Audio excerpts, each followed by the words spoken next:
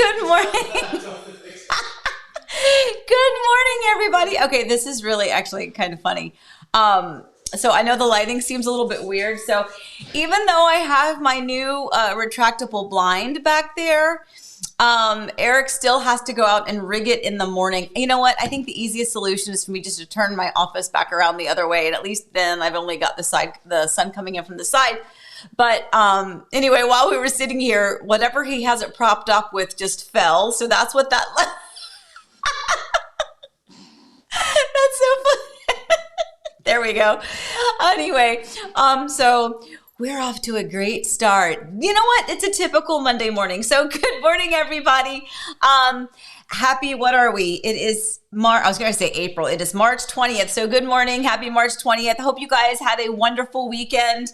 Actually, ours was pretty good. It was a very rare weekend where we didn't, we purposely didn't schedule a lot of appointments because my son was finishing up his spring break. My daughter was home from college finishing up her spring break, and my daughter and son-in-law came over to spend a little bit of time. They're actually leaving, and we're going to talk about that later. Please ignore all of the chaos behind me. That is just hysterical. So we'll get that fixed eventually, and I really do. I think maybe the best solution is just to turn my office back around so we don't have to deal with it. But, we're only dealing with it for 1 hour on Mondays, so maybe I should just, build a new house. Yeah, I fell again. so it's okay. No worries. Anyway, so good morning. So I'm going to go straight to my mug of the day because I am kind of guzzling the coffee. So here is my mug of the day. I think I showed you this another day when I just told you I went and bought a bunch of Winnie the Pooh mugs. But today I'm actually using it. Plus it kind of matched my shirt a little bit. Anyway, I love this one. It's super cute. I love the rainbow. I love the rainbow on the inside. And yes, there is my coffee. I really do have coffee in it. So hopefully everybody is well. So cheers to you, whether you're into coffee, whether you're drinking water, whether it's tea, whether it's another beverage, because it's not necessarily morning where you are. Just cheers to you. Anyway, so hello. I see everybody else popping up. If I didn't say good morning to you yet, this is a universal hello and good morning to everybody. I hope you have a wonderful, wonderful week, a big week ahead of all of us. We talked about spring break last week and that not everyone has the same spring break that we do. So again, we're finishing ours up. Others are just getting ready to get started. And when I was a kid, our spring break was specifically around Easter. It was either the week before Easter or the week after Easter. And it was funny because my family, my mother, and siblings and everybody were in a different district in Virginia. And when my studio was on break, there was not, and I say studio, I just went back to my dance teacher days. When my dance studio and my children's school was on spring break was the opposite of what my mom's was. So we had one teacher that taught ballet for us that we shared amongst the two studios. And I always felt so bad because there wasn't a full week off, right? That that they could have both studios, on break at that same time. But at any rate, so again, apologies if you're just joining in. Yes, we understand the lighting is weird. Eric is fixing it. We're rigging it. I really thought the retractable blind was going to fix it, and I even actually had asked Eric to kind of contribute, like what kind of a filter do we need behind us, and we thought we did it right, but I think it's just because it's daylight savings time and the sun is literally just coming in right through that window. It's kind of streaming really bright here in the mornings, but I don't mind if you don't mind. So let's just embrace it together, shall we? Okay, so we have a lot to talk about today. A lot of things going on. We have questions. Remember, if you do have questions, as always, we love those. That's part of why we do this. Don't forget, if you can, please remember to put a Q or at least a Q with a colon would be preferable, but just a Q in front of your question would be fantastic. That way, when we scroll through, we can find it. Happy to answer any questions that you might have and to kind of update you on a few things. But while Eric is fixing that, I think we should just go ahead and get to what's brewing. What do you think? Here we go.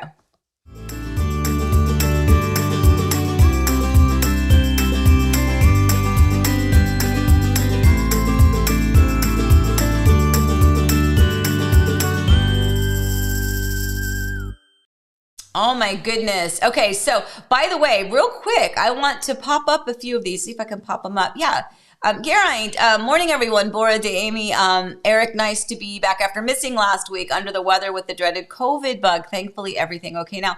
Oh my gosh. You know what? I noticed that you weren't with us last week, but I mean, that's okay. People have lives. I wasn't, but I noticed that you weren't here. So I am so sorry. I am glad you are feeling better. And again, family, friends, Heart and Home Orlando family, let's all remember that it is still out there, and we all have to be careful. And, even in other countries, it's still happening. Again, people here. So just, please be careful, please be cautious, and please take care of yourself and take care of others around you. And I am glad you're feeling better, my friend. I really am. So, love and hugs and healing hugs so that you stay on the mend. And then, Jim, I'll pop yours up real fast. So Jim and Cheryl, yes, good morning. And you want to thank Eric for going to the pre-drywall construction walkthrough. We're getting closer to having our house completed. Yes. So actually, Jim, we're going to talk about you here in a little bit too. But yes, you're welcome. That was, it's really nice. It was on my calendar this whole time.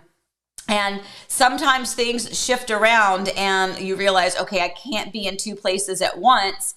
And I had to go do something else in the morning. And I was like, I don't know that that's going to allow me enough time to get from point A to point B. And so Eric's like, well, I'll just go. I was like, okay, that would be fantastic. And we knew you guys were certainly comfortable with that. So thank you, Eric, for doing that. By the way, again, he's probably still out and about trying to figure out the lighting issue behind us. But yes, you're more than welcome. We are super excited that your house is finally coming along. It's been a long time coming, my friend. So wonderful. Okay, so let's move into what's brewing. So we have a few different topics. The first one is lights. Now, when we say lights, this is actually what we're talking about.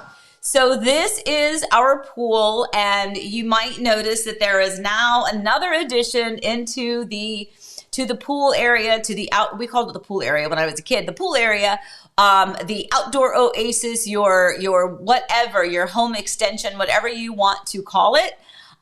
This is just a few photos of the fun that Eric was having with the lights. So most of you, if not all of you, probably have seen or at least know that we did the video, kind of like a little series that we did on the building of our pool.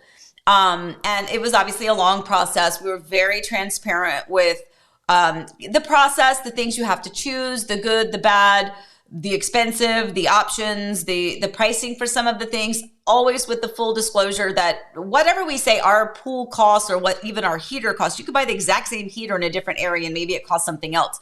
But just to give people an idea of what it cost for us where we were. And piece by piece by piece by piece, the pool was coming together, right? You guys went on this journey with us. So when you were in town, come over, my friends. You can enjoy it. But the last element, and this had nothing to do with the pool company, we hired a company called Trimlight Orlando, and they actually they did both our front exterior lighting. We did some soffit lights in the front, and we did that before the holidays. I really wanted to have that extra light in the soffits, which is really popular now. The builders did it a lot for themselves, for their models. And I think just to shed more light on the exterior of the models, kind of like they add all the recessed lights to each of the rooms. And I don't know if that was kind of the catalyst for it or not, but it definitely, it definitely gives people like, hey, can I do those lights on the outside? Because that looks really good, and whether or not that was it, I don't know, but you can get them now, not necessarily with the builder, but there are companies that clearly do it. And so that was something that we added. So we had the exterior soffit lights done earlier, well, I guess toward the end of last year, because we had them up for the holidays. But this was what we were waiting on. We also had the lighting company install the same type of LED lights in the pool area. But they were obviously waiting for the screen. So they would come by a couple times. They're like, we popped by to do it, but we didn't have a screen. So we figured we couldn't do the lighting. And I'm like, you are correct. But we did get the screen done, as we talked about the other day. And now we have the lighting done. It took them about 2 days to get the lights up. And I also had said, I don't know if you can tell, I think you can tell in the pictures, ours are kind of droopy, right? I call them party lights. There's probably a better word for them. But a lot of people actually have the straight LED lights down the beams of each of them. Like, so again, if you're looking at the screen, you can see the straight beams. There's a lot of people that put lights on those and they like just attach to it. It's like a straight line. Looks like a runway to me. And I didn't want that type of an effect in the pool. I wanted it to be very flowy and just kind of fun and like a little party place. And for people who don't party, because that's cool. But anyway, so this is what it is. And Eric had a lot of fun with that. And Eric just popped in. I was going to ask, yes, people probably want to know, who is your lighting designer? Because they clearly did a fantastic job. Yes, they did. They did. So Eric is the lighting designer. Yay, thank you. I wanted full credit because I'm very proud of it. Yeah. Well, so no, of course, honey. So the company did the installation, and then it is the same little app on the phone that we can use for the front soffit lights, where you can create color schemes, color patterns. You can twinkle, you can chase, you can just keep them static. You can do whatever. And Eric well, you guys know, right? We've talked about the hue lighting within the flower beds and the planters and things in the pool area.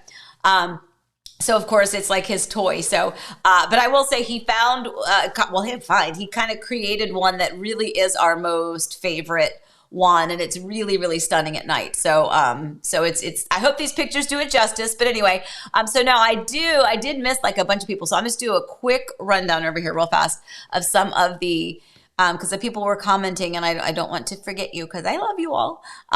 Diz Deb, yeah, you said you missed last week too. Hi, Richard. Hi, Mrs. Florida Van. Kathleen, how you doing? Susie Q.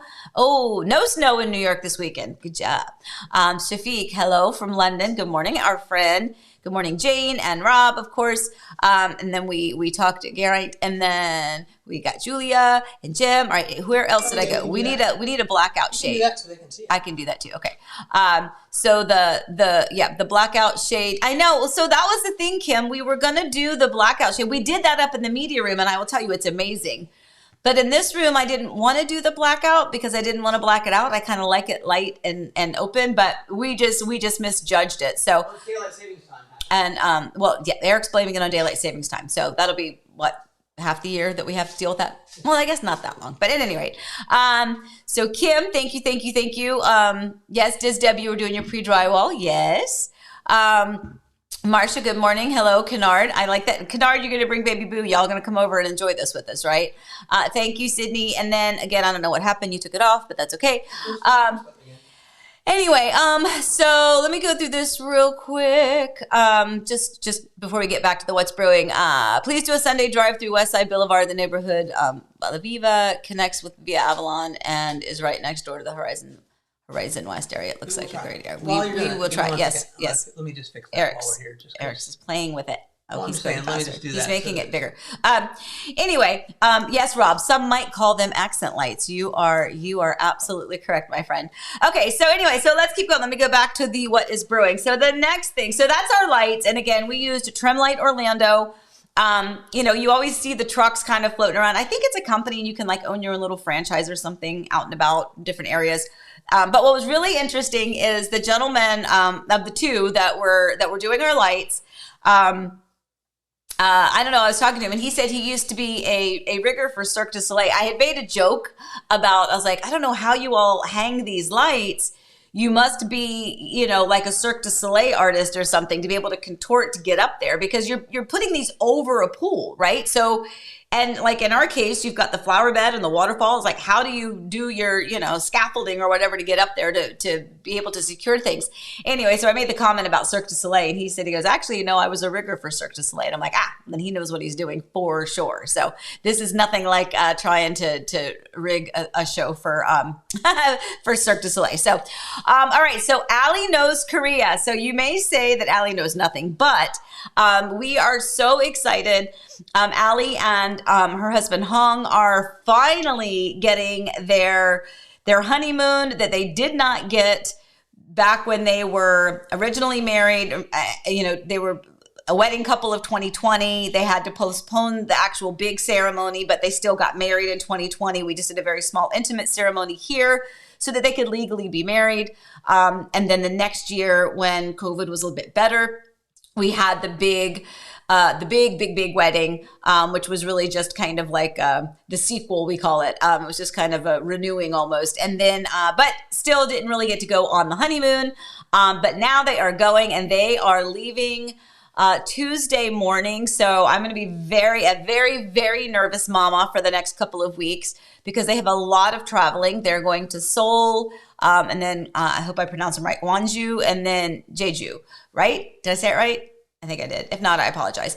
But so they're going to be doing a tour back to where some of Hong's family are, and just to see some really important sites. You know, he moved to the United States when he was 2 years old, so there's really not much that he remembers from being born in Korea, because he's, you know, he was raised here in America from everything that he can remember. So it's going to be a really, really wonderful trip for them, a wonderful journey, and I'm really excited. They were showing us the itinerary, and I believe Hong's cousin's going to be picking them up in Seoul and kind of taking them around, and then they're going to go somewhere else, and I don't know if it's grandparents or uncles or somebody's going to be picking them up on father's side and show them some of the historical places for the family. And I don't know, I'm really excited. And I said, you know, make sure that you stay in the moment and that you observe everything that you're seeing. I mean, take some pictures, but you know, that's kind of a once in a lifetime thing. Although for Allie, it's twice, because she actually taught in Korea during her college days. She went and did a camp for some Korean refugees, I believe. Anyway, so let's move on to the next one. If I said that correctly or incorrectly, Alyssa, you can correct me. Anyway, so now we're going to go to what the H, right? So, yeah, I know it's what the house, not what the HE double hockey sticks. But so this actually, Eric stumbled across this, and we thought this might be something really fun too. Because we've looked at our Zillow houses before, but sometimes, hold on. Yes, Eric. Well, I know now you're going to say you're about to do it, but I want you to set this up because I have a new intro. So I want you to set this up so let's play What the House. I just think it'll be fun. Okay. Okay, here, can I set it up and then you push it? You set it up. Okay. So everyone, let's play What the House.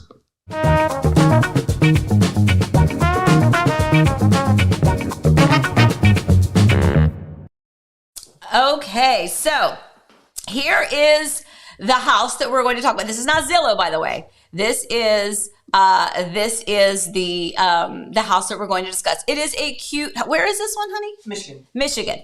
So this home is in Michigan. Super cute. No, I want to discuss and review this home from a listing agent's perspective. And you, my friends, can reference it kind of as a buyer's perspective.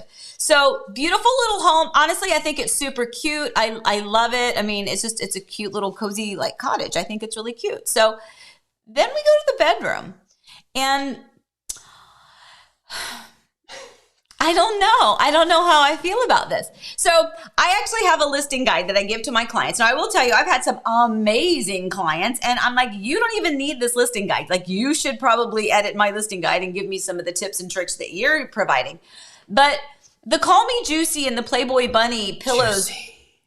Oh, Lord have mercy. I'm just going to add sound effects. You're going to add sound effects? Okay. Juicy. Okay. All right. That's enough. Oh my God. Anyway, so what are we thinking? Are we what would you do if you walked into this home is all I'm saying. And I'm not saying it's a good or a bad. I'm just saying it's definitely unique. I'm going to sneeze in a minute. I'm just going to go ahead and put that out there because my eye's starting to twitch. Maybe it's the juicy bedroom. I don't know. Juicy. Oh, geez. Would you stop? Anyway, okay, so so this is the bedroom, but guys, no, we're not done yet. I know you think that we're done, but we're not done. So first of all, have you gathered your composure from the bedroom? Let's move on. So I don't really know what room this is, but this is definitely like a hair and makeup room. At first I thought maybe it was a hairdresser and maybe they were running a business out of their house. That's at first what I thought. And then the more I've looked, Garrett, you said you would walk out. I like that. That's funny. Excuse me. Yeah. So I thought maybe this person did like hair and makeup in their home, and maybe they do. I don't know. Anyway, but here, look to the left of this photo. Do you see the giant birthday cake? That is like the jump out of the birthday cake, like cake. So that's interesting. Again, color scheme, you've got the leopard print floor carpet. Anyway, let's keep going. Okay, so this one is special. So this one looks like, so what this looks like is Valentine's Day candy chocolate boxes that they've just put up on the wall. That's what that looks like to me. And again, I'm not busting on anybody's like interior design choices. I'm just saying this is a very unique thing. My question is on the toilet seat cover. Now, by the way, I know people do this, right? I remember as a child, my grandmother, she was the generation where they sewed everything. It was always crafts. I mean, we had like crafts out of Pringles cans. I mean, there were so many things that we did. I made a Christmas tree out of communion cups. And gave it to our minister. Like, we were like creative and fun. My grandmother used to have a cute little Santa, like a slip cover, for lack of a better word, a little slip cover thing that she would put on the toilet seat lid that was a Santa. And I remember it had like the little fringy things all along the side, but that wouldn't get stuck in the toilet. Doesn't that get stuck in the toilet, or are you just not supposed to use it? I'm not sure. Let's move on. Here's the kitchen. Okay, that's cute. You got a pink kitchen. You got some pink pots and pans. And again, you got some leopard skin stuff over there and some little accents on the cabinets. And then we have, I guess, the dining room. So, again, I mean, I just think if you're the listing agent, how do you advise your client? Like, what do you do? Do you just like go all in and that's just kind of, what you do? Or do you say, okay, let's say for this room, maybe we remove all of the small photos that are on the wall, or maybe you can't. I don't know. It's just, I feel for them. And it's a really cute little property. Now here's the one, and then we're going to be done with this one. Cause again, this was just something we stumbled across. So we thought maybe this would be fun. So this is also another room in the home. And this one has very much of an Egyptian theme if you look at the decor and the artwork. But here's something I noticed after looking at this picture. And we actually just noticed it before the show today. First of all, look at the photo above the fireplace. That photo above the fireplace is the first photo, like the exterior shot, okay? But I don't think that that's a real picture above their fireplace. I think that maybe that's a picture of something else. Maybe I thought it was a TV and then they just put the picture of it, and maybe that is what it is. I think they may have photoshopped a picture of that. Maybe it was something artwork wise that wasn't necessarily appropriate. I don't know. But at any rate, that, my friends, was the what the house. Go ahead, Eric. And this home is going to have a name, and we're going to call it Juicy. Okay. All right. Oh my good golly, Miss Molly. Okay. Anyway, so that was just kind of a fun little find. And again, but let's think about that in real estate terms. Like, we can have fun with it when we go, oh my gosh, it's got the juicy all over it. But when you think about this, let's think about this from a realistic, mental state. If you are a listing agent, how, by the way, this is funny. Jane, you just said, is that owned by Dolly Parton? I don't think so. Okay, so look, you know what? Here, this is what I'm going for. So this is just uncomfortable to view from the picture. You're exactly right. And that's kind of what I'm going for. So again, we can have fun with it and we can use it as really as an example. It's not here in Florida, but from a listing agent's perspective, that's difficult, right? What do you just go all in with the way it is? Or do you give them the advice that you would give any other client, which is let's remove some of the decor? I mean, that home is what it is. The only way you're going to get rid of that definitive choice, color scheme wise and decor wise, is to gut the house. And you're not going to do that to list it because you're just not going to. But could you, would you, should you remove some of the other items? Remove the pillow that says Juicy, the Playboy bunny, maybe remove the cake that you pop out of, maybe remove some of the decor in the bathroom and just have it more plain. Or does that not bother anybody? And that's a really hard, it's a tightrope. It's a hard line to walk as a realtor when that happens to be your listing, as to what do you advise your clients to do to get it prepped to actually be shown. Because what you don't want is what Julia said, it makes you a little bit uncomfortable. So if you cannot get past the visual dynamic that is in front of you, that was a good way to say it, the visual dynamic that is in front of you, how are you going to actually be able to focus on the floor plan, the layout of the home, or any of the features that might really be beautiful, unique features because you're so overwhelmed with that eye-popping picture, right? So think about that. If you're thinking of selling a home and you've got a home maybe that has got some things that would be difficult for a potential buyer to look past, maybe make some of those preparations now. And you know what? And this is not at all in the same category, but the home that we had listed that sold, the My Blue Heaven, the first thing you notice, first of all, you walk in, you're like, oh my gosh, this is beautiful. It's lovely. Everything is wonderful. And you walk in the kitchen and you see the blue counter. And as soon as you see that gorgeous blue, it's like the ocean, that blue island, everything else around you kind of fades, right? Because you're like, look at this really dynamic pop of a visual here right in front of us. Now, in that case, it was a beautiful accent and the rest of the home did nothing but compliment. Everything was just absolutely lovely.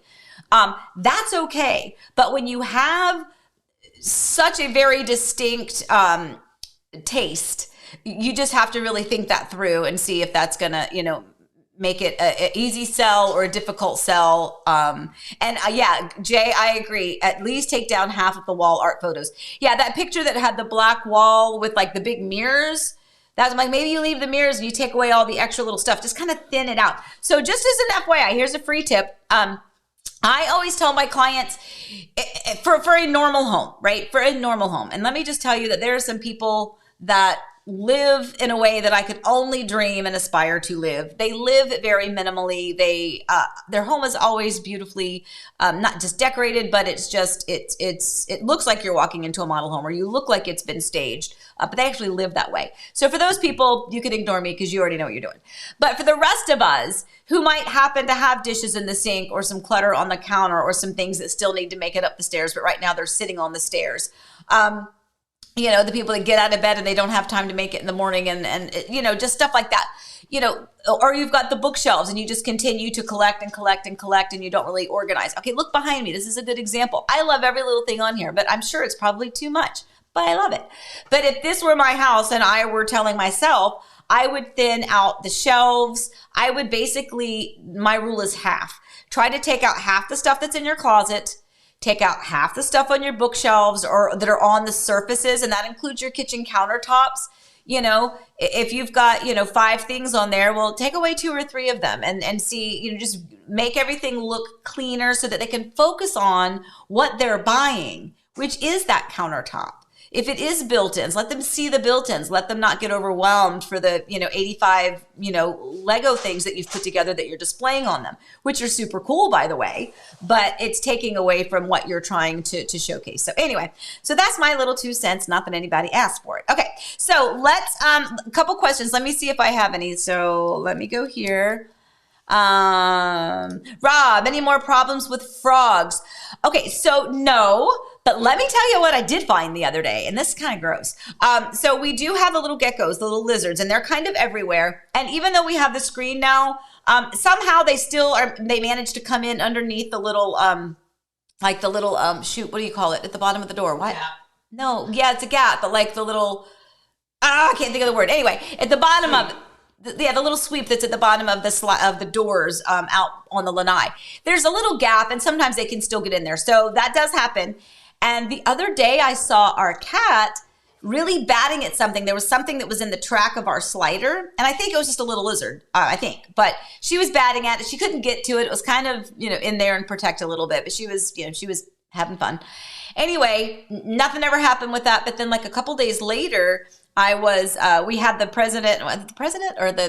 owner of Pools by Bradley. She came out, one of the owners. She came out to look at our pool finally finished, and to say hello and to meet in person and to thank us for their business and to put her eyes on it for the first time. And we were cleaning right before she got here, like the day before, and I was like, what is this thing? There was a huge it was like probably this big. And ultimately what it was a lizard that didn't make it, but its body kind of blew up. It got really fat. Juicy. Oh. Can they hear that? Are you guys hearing him say juicy? Yes. Every 5 seconds? Anyway, Anyway, so that was out there. So Rob, that was not a frog. I was able to, well, first of all, I didn't want to get it. So I asked my son to get it. He also didn't want to get it. So we waited for Eric to get home, and it was already gone. It was kind of like real bloated up, and it was kind of gross, but no frogs. Knock on something. And I don't want to knock, so I'll make the dogs bark. Anyway,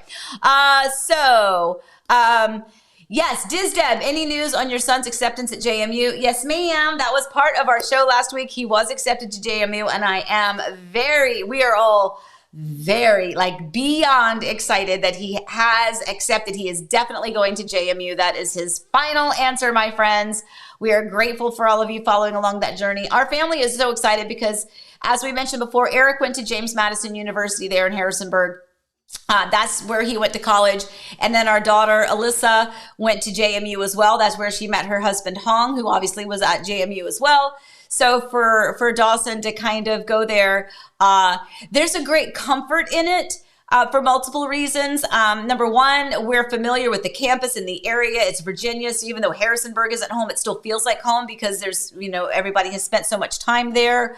Allie and Hong were over yesterday, and they were all chatting about the different dorms and living situations and the new places to eat and the old places to eat and things like that. So very, very, very excited. And our oldest son is in Richmond, so he's only a couple hours away. So that makes my mommy heart so much happier, knowing that when he goes off to college, I will be able to get to him, or someone can get to him if he needs help, and vice versa. It'll be just easy to get to him. So thank you, Diz Deb, for following up on that one. But yes, he did it. He's got the garb on today at school, and he's got the sticker on the back of his truck. He is good, and we are all thrilled.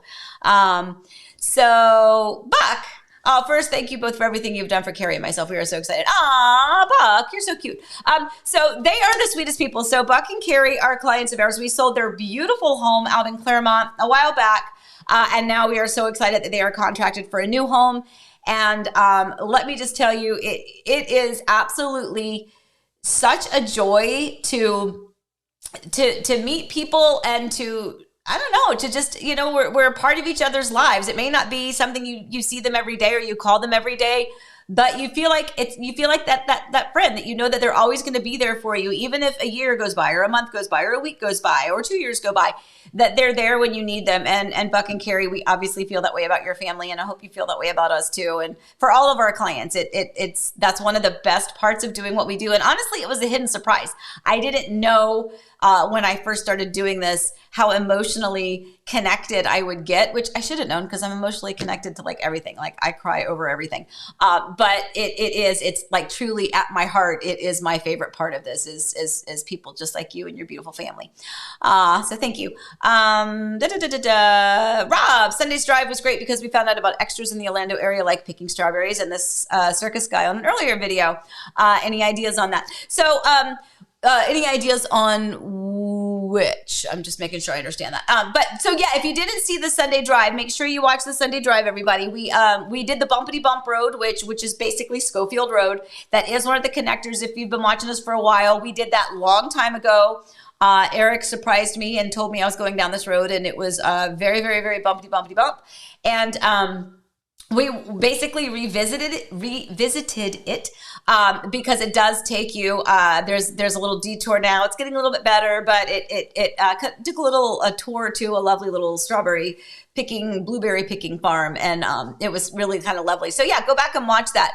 And yeah, so Rob, that's part of the fun thing about doing those Sunday drives too, is that while we hope it's visually educational, I cannot tell you the number of people who, when they're here, they're like, we felt like we knew where we were because we'd watched your video so many times. They felt comfortable, and that's it, right? The Sunday drive should be a great compliment to the video tours that we do as well, so that you can see, oh, there's that community that she talked about in Ridgeview, and oh, you know what, she said that was on 27, and that Lake Louisa State Park is right across the street. Oh wait, and you know what, that Schofield Road, that connector is supposed to be right here. So people start to feel a bit more connected, and if nothing else, that's part of what why we do what we do, because the feeling connected is huge. So yes, I'm glad those Sunday drives. So Buck has a question too. What is the best resource to learn what is coming to Horizon West and what's going on with Hamlin Tiger Woods Golf coming and not coming, and then food court coming soon and not coming? So I will tell you, Buck, that honestly, that's true. It can be frustrating. Eric, do you have a suggestion on when you're on, and I'll get to you just a second. There are quite a few websites or people that you can follow, like, Horizon West Happenings and Hello Horizon West. Some of them, they're here, excuse me, with us, and they comment quite a bit on our videos, and they're here with us a lot of times on Monday morning. So there's a lot of those types of things that give you an idea of what's happening right here in the area. But Eric, you wanted to say something. So there's a Facebook group. It's called Horizon West Development Discussion. Super, super great. They're always on top. They're always scanning the permits and things. So say that again, Horizon West Development Discussion. Okay. And I mean, so good. Such a good resource. And then there's a paid thing you can do called Growth Spotter. Growth Spotter that I actually have a paid subscription to, that they sort of do the same thing. But specifically for Horizon West, that Horizon West Development Discussion is fantastic. Excellent. Good. Well, hopefully that helped you. Very good. And Marcia has a question too. So before you go, because Eric deals with this a lot more than I do, we're getting home insurance. So Marcia, they're also clients of ours and friends that go back so far, and it's so cool how life's journeys put us together. So her question is, we're getting our home insurance for their new build. Got multiple proposals, but each company has a different dwelling price, nearly $150,000 difference between lowest and highest. What's up with that? First of all, did you call Sile Insurance Brokers? I think I gave you their contact info. That's who we usually use, that we usually suggest. A lot of times the builder's lender is going to help shop that out for you or give you a quote. But if you haven't used Sile, I'll make sure I give you that. And then Eric, yes. That's the whole thing, is the balance between what you're paying and what they're going to give you if something happens. That's the whole balance, and it really is just part of shopping the rate. It's just basically how they value the replacement cost of your dwelling. And sometimes they do replacement cost, and sometimes they do value. In other words, it wouldn't cost them. Let's say your house is worth $500,000. You could sell it on the open market for $500,000. Well, it probably would cost you $350,000 to rebuild it if it got wiped out. So that's probably the difference. Gotcha. I hope that wasn't too... Yeah, hope that made sense. We'll talk to you about that more. And can I just add, though, we have our congratulations coming up, and Marcia and Jerry should be on that congratulations because their home is under contract in Virginia. We were going to talk about that. Yeah, so absolutely. So, so Marcia, hopefully that helped. Hopefully you guys can hear Eric. I was told I'm not allowed to use the camera that's on him at the moment because there's not a camera on him this morning. So, so that's why he was just talking from the distance. But yes, Marcia, by the way, oh my gosh. So again, friends from Virginia, their home is now under contract. You knew it was going to go quickly. It was beautiful, by the way, Marcia. I was looking at your photos when you posted it on Facebook. I was like, oh my gosh, because it feels like a Virginia home. It is so big and beautiful in the land. I mean, oh my gosh. So congratulations to them. They're purchasing their new home here in Florida, and boy, is it gorgeous too. But as someone who is moving, you always have that nervousness of, well, I have to sell, or even if I don't technically financially have to sell, you're still going to sell your existing home wherever that may be.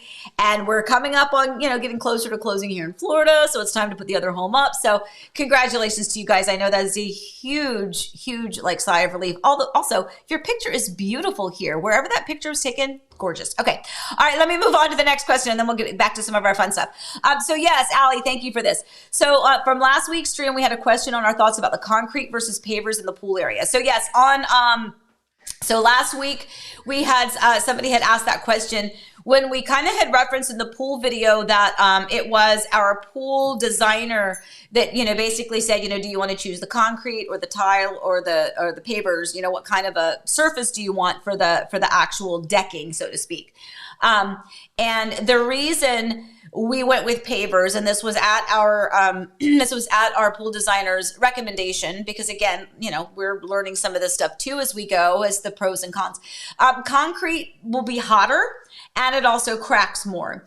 Our first pool area had a textured concrete, but we didn't have a very big pool. So there really wasn't a lot of decking around it, right? The lanai was already the lanai, and then when they added the pool area, they just continued a little bit of decking around it, which was lovely and perfect for us. It certainly met all of our needs when we first moved here. But for this home, we knew that we were going to have a much, much larger decking area around the pool. So we wanted to make sure that we had a good and a durable and a really the proper, I don't know if that's the right word, but a really good surface there for the longevity of it, just to make sure that it works well for us for an extended period of time. So that's why we chose what we did with the pavers. And again, pavers is kind of like the medium. There is a third level, which is far more expensive. And so we basically took the middle lane, where it doesn't really get hot. It's going to get hot probably in the middle of the summer, but not like the concrete does. And because of the pavers, it's not going to crack like the concrete does. So thank you, Allie, for reminding us about that. So, okay. So let me head back to our fun stuff. Let's go to the, here it is. Let's go to the congratulations.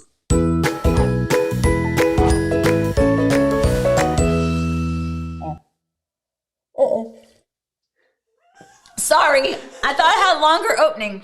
Okay, so my apologies. I thought it was a longer one. Anyway, okay. So congratulations to Alicia and Jeff. So oh my gosh. So this is another example just of, first of all, Alicia and Jeff did not find me. They did not know me like you know me. They did not see any of my YouTube videos that I know of. They did not see the Sunday drives. They do not join us on Coffee Time. But what they did do is they reached out on a Facebook page saying, hey, we're moving to the area from out of state. We're looking for a realtor. Well, you know what happens on those pages, right? Then it's like, blah, blah, blah, blah, blah, blah, blah. Like everyone's shooting out, realtor information.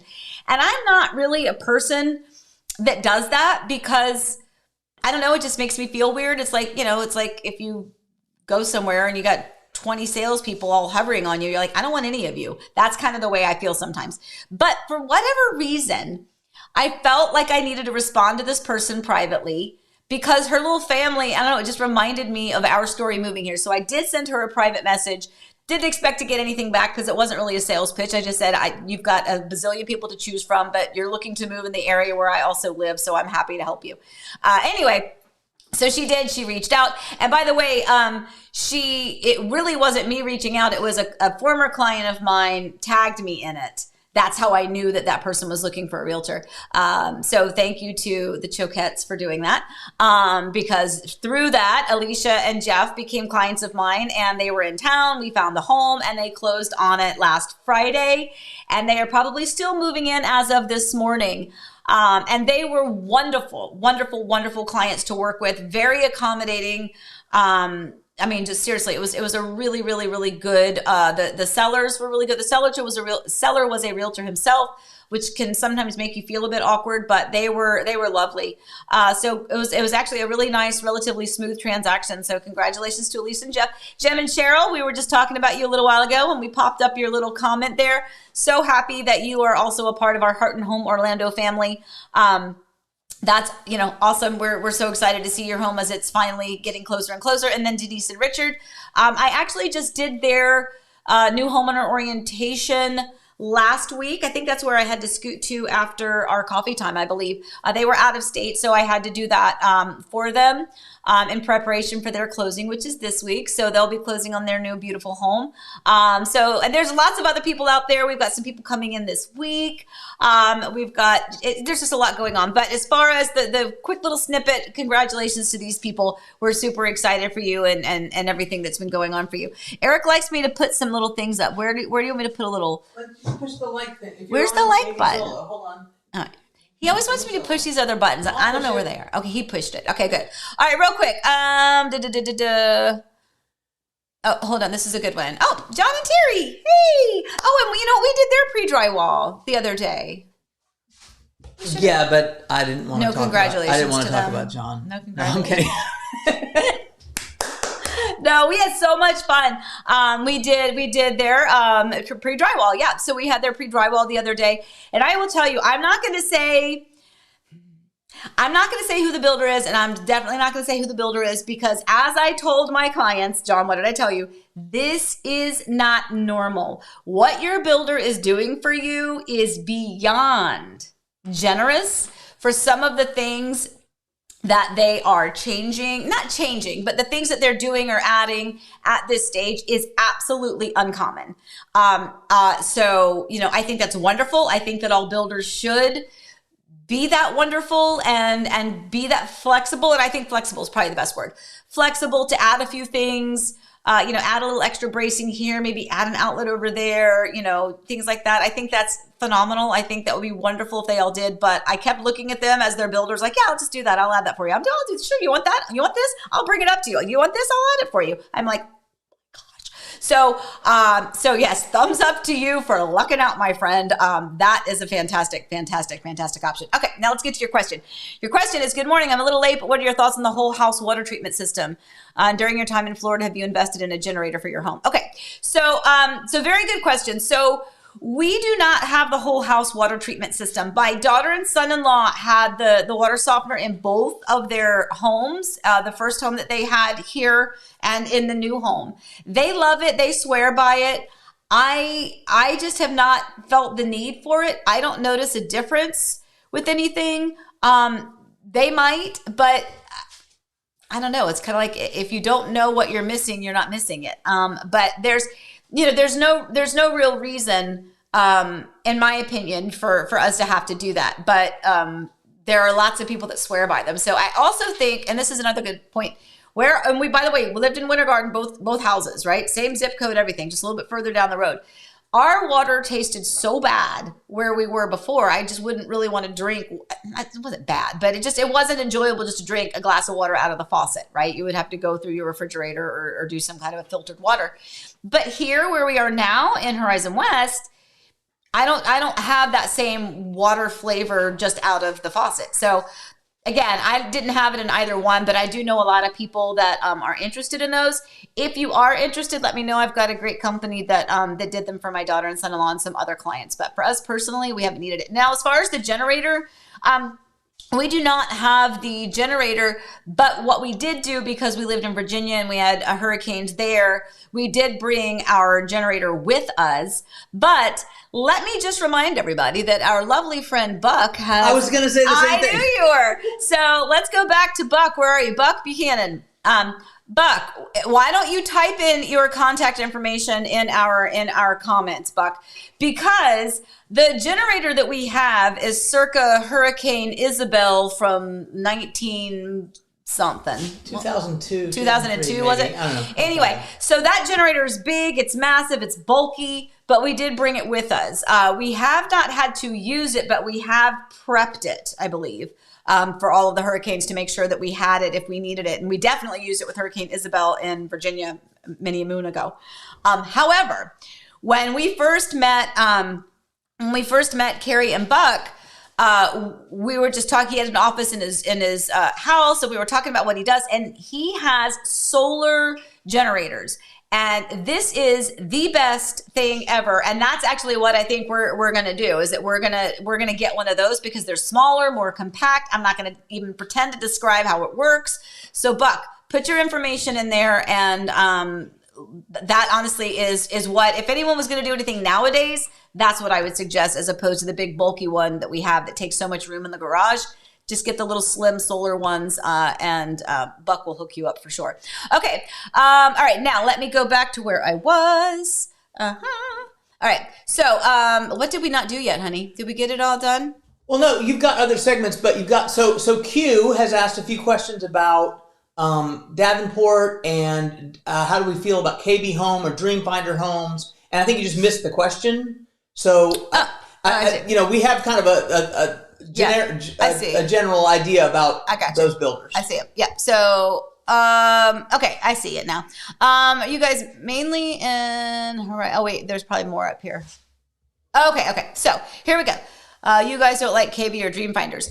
No, he was joking because you skipped his question accidentally. I got you. Okay, yeah. He said, "What do you think of KB? What do you think of Dreamfinders?" So here's the thing, and I say this all the time, and this is not scripted by anybody other than me. I say it all the time, so it's my own script, but no one has told me to say this. This is my experience speaking, and this is my honest, true opinion speaking. First of all, remember that as realtors, we cannot steer you to or from any builder, any home, any area, any community, anything like that. But I obviously do a lot with new construction, and I have had a lot of experience with all these different builders. And my measure of a builder, so first of all, every builder, whether you're at the lower end, and when I say lower tier, I don't mean like you're a bad builder. I just mean maybe it's a more entry-level home. Maybe it's a little bit further out. And so maybe you still have laminate countertops and it's going to be carpet everywhere. And maybe it's still the smaller baseboards and you don't have the taller doors. Because it's a more of an entry-level home, which is a way that the cost stays lower. That's okay. That's good. I love that about builders, that they have multiple series of their homes, entry level and typical single family, and maybe even some luxury, maybe some townhomes, maybe some villas, maybe some 55 plus. All of that within one corporate builder. I love that. So, whether you're a builder, that builds primarily entry level, or maybe you're a builder that, likes to say they're a little bit more semi-custom and that you're building these high-end $1 million homes. Those builders go by the exact same inspection process through the outside county inspectors. So here's the thing. So no matter who you are building with, no matter what builder's name is associated with your purchase agreement, every single one of those builders is going to have to pass the exact same set of building standards and inspections through the county. And again, I've said this so many times, the builder does not inspect their own home. Now they inspect it, of course, but they're not the inspector. They don't get to sign off on it, right? So they're there to do their job, make sure the contractors are doing what they're supposed to do. And then the inspectors come in and inspect their work. And if the inspector passes them, then yay. But many times the inspector fails them and they expect to be failed on certain things. And that means the oversight is there. So point is, no matter who your builder is, they're all going to pass those same inspections. Some it may take longer. Some they may pass the first time. Whatever, it doesn't matter as long as they get there in the end. So that's the only way you're going to get that certificate of occupancy, which is required for you to close on the home, right? So you have to pass that no matter who the builder is. So whoever you choose to build your home, you're going to have a safe structure when you move in. Now, does that mean it's going to be a perfect home and there's not going to be any problems at any point in time? Not necessarily. Hey, Eric, I'm sorry. I'm getting a phone call. Can you, this is John with Horizon West Plumbing. He was doing the plumbing check for Foxglove today. Will you just see if he needs me for anything? I'm sorry. Real life work.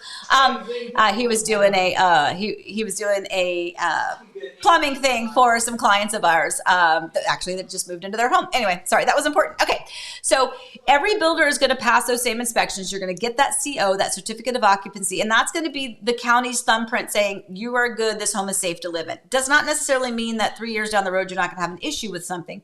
It just means that it has passed all of the inspections up to that point. So my measure then of a builder is how they recover when something goes wrong, because something always does. And that is literally what I say time and time and time again, because that is exactly the truth. There's going to be something that goes wrong, whether it's a small detail, maybe they put in the wrong backsplash, maybe maybe it's garage doors that you wait on for a year, or let's just say 15 months, and we still don't have the right garage doors. Those are the types of things that I make a judgment call personally on a builder as to how did they satisfy my client's problem when one exists. Do they push back on it? Are they quick to respond? And I will tell you, the unfortunate thing is that even amongst the builder, you don't always get the same response, because you could be building with, let's just call them Builder A, because I don't want to throw names out there. You're building with Builder A in Winter Garden, and that same builder is also building in Claremont, and that same Builder A is also building out in Groveland. And that builder is not the same builder, it's just the same corporate company. And so you would think that the same corporate policy and the follow-up and the process and procedure would be the same, but I will tell you it's not always. So I have had times with one builder where it's like 99.9999 of the experiences have been absolutely stellar, like fantastic. And there was this one where I'm like, what the heck is going on? So those are important things to note. So anyway, so there's my 2 cents worth on that. Yes, sir? Breaking news. Breaking news. I have to ask you this in the middle of the thing because they need to know. Okay. Pardon us. John from Horizon West Plumbing, yes, who is someone we've had great experiences with. John, Horizon West Plumbing, yes. So he's looking into a leak in a tub. Correct. He said, did the seller disclose anything about the leak? Not that they were hiding it, but he's like, to fix the leak, he has to recreate the leak. So any information we have about I don't believe it was in the seller's property disclosure. They said they didn't even know it because they had hired a cleaner, by the way, real life. They had hired a cleaner to come do a final clean when they moved out. The cleaner did not show up. So they cleaned themselves. And when she turned on the jets in the master bathroom tub, that's when she noticed the leak started going. But when she turned the jets off and the tub off, it didn't go anymore. So that's enough. That's all. But they weren't aware of it. Oh, bother. Also, make sure he knows about the master toilet as well. She said that it was like around the bottom of it. Okay, sorry. So this is real life, my friends. Sorry, we did have to take the call because I knew it was important. That's why I had Eric answer it. And I'm sorry I interrupted our little stream to do real business. But that's the way it really works here. Okay, so let me go back real quick. Then let me go to, I'm here already. Let's go to our Zillow. Because we did, you know what? I forgot Zillow last week. I'm so sorry. Making up for it today.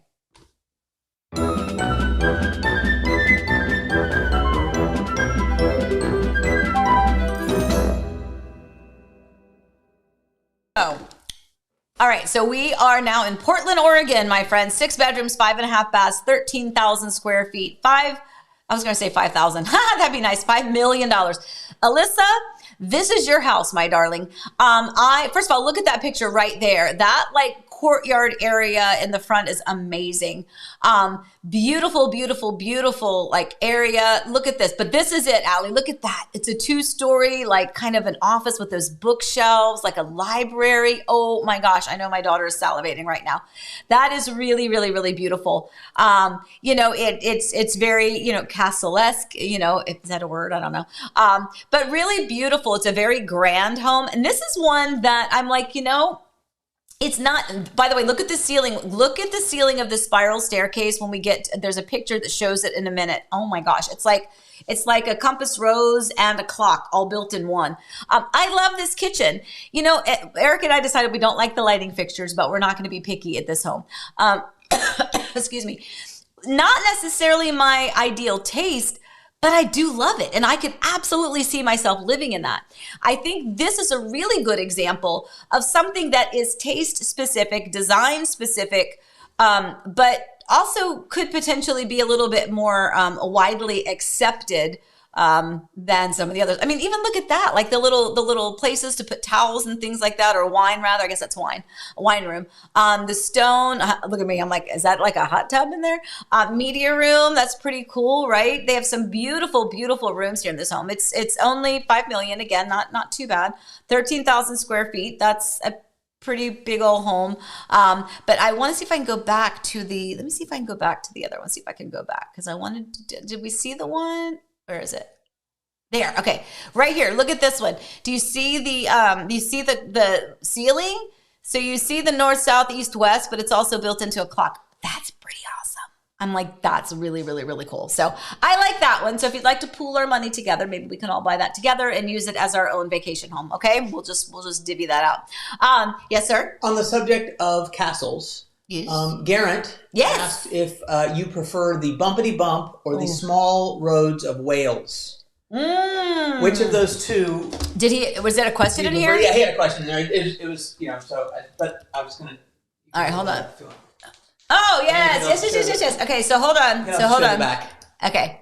All right, so this is awesome. So what's worse, driving on the bumpity bump or those small rural roads in rural roads in Wales? So first of all, I don't know that you were here the day that I showed this. So this is literally us when we got stuck on the side of the road in the little tiny, tiny roads in Wales. This is also an example. Let me turn over. So by the way, this is our vacation album. So this is us in front of the Kidwell Castle. I feel like a school teacher right now. But look, this is the page where we had. See, how can I do this way? Is this where? Yes. Yeah. So this is some. What? Okay. Oh my gosh. It's going well. It's going well. There we go. Make it straight. So there, look at the roads. So this road right here, do you see how narrow that is? 2 vehicles cannot go on that road. How do you do this? So in answer to your question, I think I prefer, this is hard. I definitely would prefer the narrow roads in Wales for being where I am with that view. I'll take it. Now that we've done it, I think we would probably get a vehicle that's probably, more suited to that road. But that would mean I would be in Wales again, and so then that would be exciting. Otherwise, the bumpity bump is not going to always be a bumpity bump. But yes, so this really was us when we got stuck on the side of the road. This is absolutely us. My four kids stuck, didn't know where we were. You don't have street names. We didn't know what to do. We did get out of there, but that was a little bit scary. So that's funny. I like that. Anyway, all right. So let me move on. Eric, yes, sir. Oh, Eric popped over. I always think he has something to say. Okay, let's go on to what I'm watching, and then we're going to wrap this up because it is time. Well, you have, if you you have Allie Knows Nothing. Or yes, I do. No. We can save it till next time. No. I'm doing that. Oh, what did I just hit? I hit something. Hold on. So let's do the what I'm watching, and then we'll do the Allie Knows Nothing. Okay, so here's what I'm watching.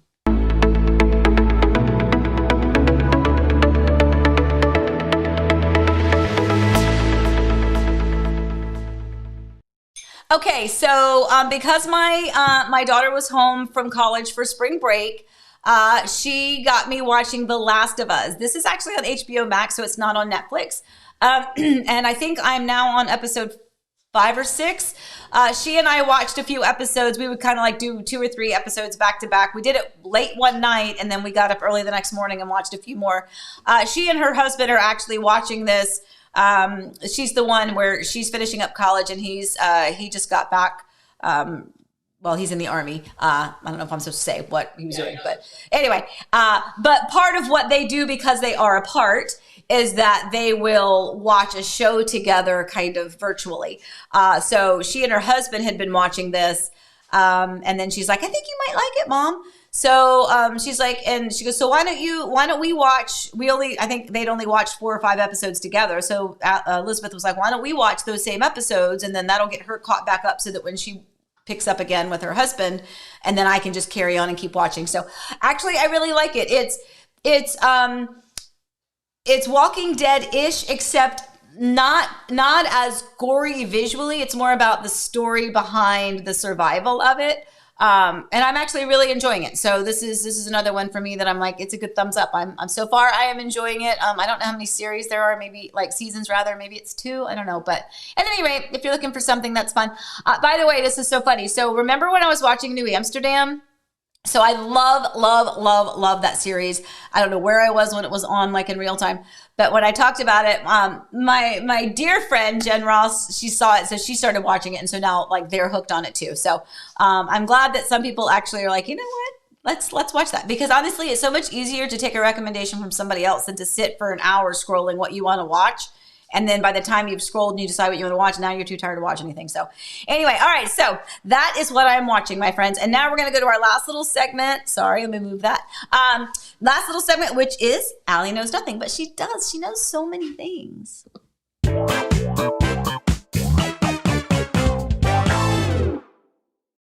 Does it cost me anything to have a real estate agent when I'm buying a house in Florida? And is it any different than when you are selling your house?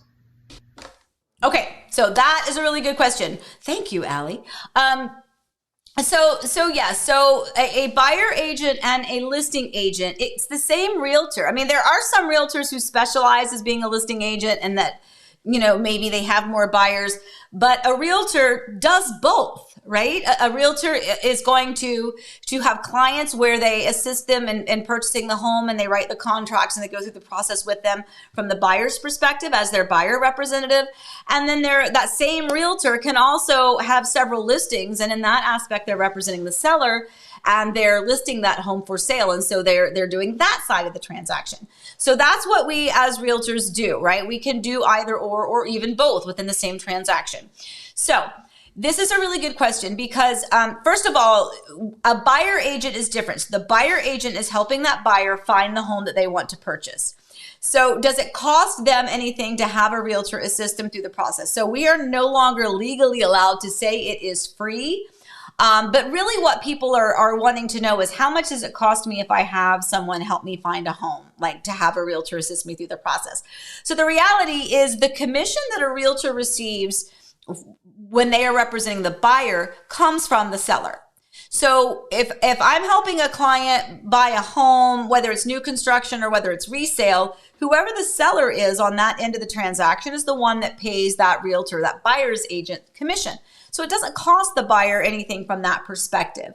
Now, there are transaction fees. Remember, realtors hang their licenses at a broker or brokerage. And there are brokerages that will have transaction fees sometimes associated, which is really just the legalities of errors and omissions and some things to make sure that everything is compliant. We're talking those are minimal, like, $250, $300, $350, something like that.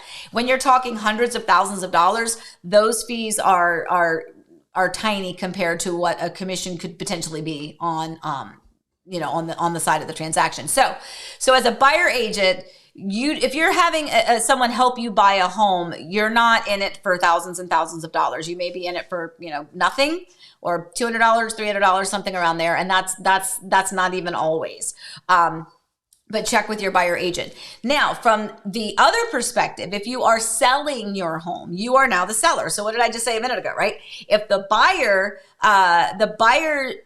doesn't have to pay the realtor's commission because it comes from the seller. So now if you are the seller, then that means that is part of your closing costs. And Eric and I have a really great way. I think that this really, really, really helps people compartmentalize what it is. If you think as the seller of whatever commission you are paying, if you consider that your marketing fund, that is really what you should be considering it, because that is what you're doing. You're paying your realtor for their knowledge and their expertise, their professionalism in the knowledge of the market to get your home, not just on the MLS, but to market it outside of the MLS, to do all of the things that the realtor needs to do to be able to assist you and be your advocate. But also, you're also then trying to get that advertising out, to get that other realtor to bring their clients to you. And there's different strategies that can be done there as well. So it's important to make sure that you kind of compartmentalize it.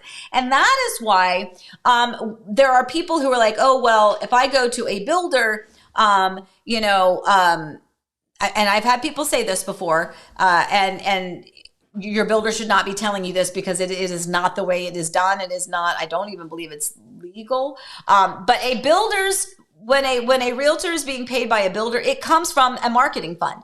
So if you come in, they're not going to say, oh, if you don't have a realtor, then I'm going to give you this house cheaper. That's not the way it works. And if a builder has ever told you that, you need to tell me who it is, because they're going to get fussed at.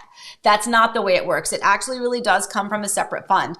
So you're not going to get a better deal by not having a realtor when it comes to new construction, thinking that you're going to be able to reap the benefit of that. Eric is raising his hand, interrupting me. Yes, well, sir. And not only you're not going to get a better deal, you might not get some incentives that your realtor would know about. And on the selling side, calling it a marketing fund is important, because that's also why it's important to hire a good realtor. My wife is not the only good realtor in the world, but there are good ones, and there are folks that are not as good. And what your realtor, when you're listing your home, they should be telling you how they're going to market your home to get you the best price they can get, because that's what you're hiring them for. That's all I have to say about that. That's all. Good. Yeah.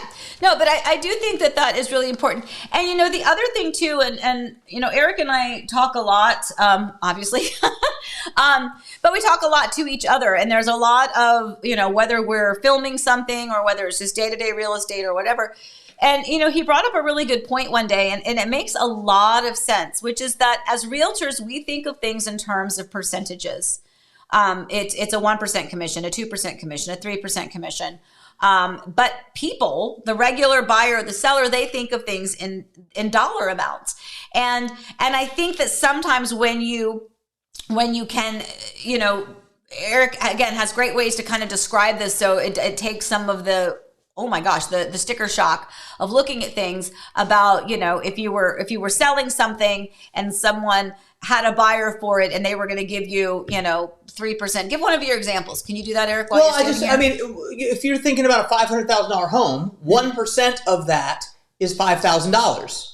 That's what the seller or the buyer is going to think about. They're going to think about $5,000, not thinking about 1%. Right. So your realtor better be able to explain to you why they are worth 3% or 2.5% or 2%, because, and really the way that turns around is you got to make sure that you're going to get the highest price possible, because, traditionally, if you sell your house on your own, you're going to get 10% or more less than that. So a 2.5% or a 3% commission is well worth it if you hire the right realtor.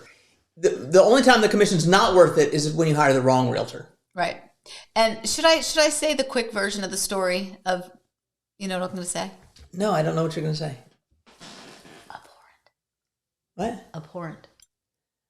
Yeah, sure. Okay, I'll say this real quick. First of all, real quick, let me do this. Kennard, you said, which company do I use for our book? I use Shutterfly. I used to do all of our, it is Shutterfly, yeah. I used to do all of our albums, I used to do the scrapbooking, and I still would love to do that, but there's just no time. So a lot of our baby books are that way. But then I decided to do this because it's a little bit easier, it's faster, it looks nicer, and I can make extra copies for my kids so they all have them too. Okay, what? Oh, bother. Breaking news. Oh, no. I have dog poop on my foot.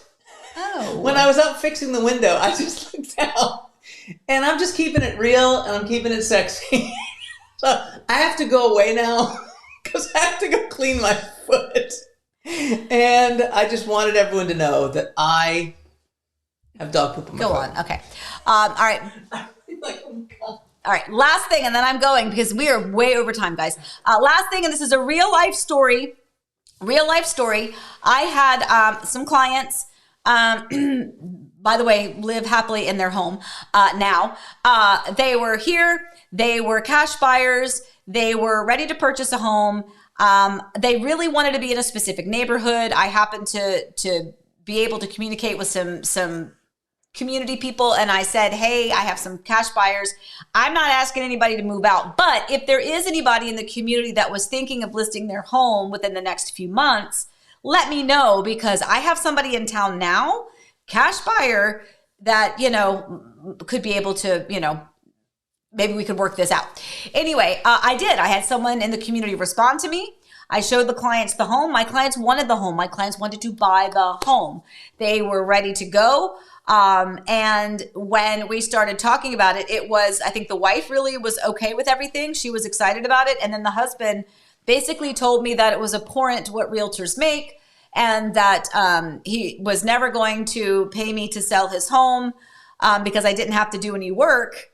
I'm like, well, I brought you a cash buyer. There's a lot of work that happened in preparation for all of that really benefits you for me bringing you a cash buyer.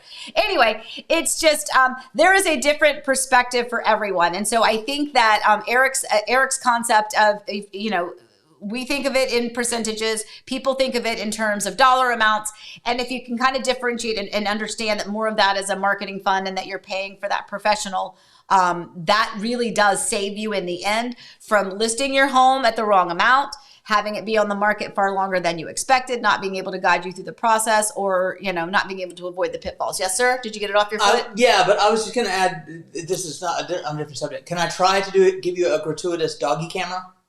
I think I set it up. Can I try? They're over there. Let's try. See what comes up on your screen. Let me see your dog poop on your foot. Oh. Did that come up well? It did. That's them. They're sleeping. Yeah, there's two of the doggies. They're sleeping on the sofa. So, all right, guys. So we have gone over time today. So I didn't think I was going to. My apologies for that. But as always, it is always super fun to share our morning with you. I hope that you enjoy it as well. If I didn't answer your questions today, don't forget, we'll certainly try to do that next time. Put your questions in here. Buck, if you're still watching, don't forget, if you didn't already, put your contact information in there. Anyone looking for solar generators, absolutely highly recommend on our list to still get for us, actually, as soon as we can clean out our garage and get everything squared away. Anyway, guys, please remember to stay safe, stay well. Remember, we love you. Seriously, thank you again for watching, and we'll see you soon. Happy house hunting. Bye-bye.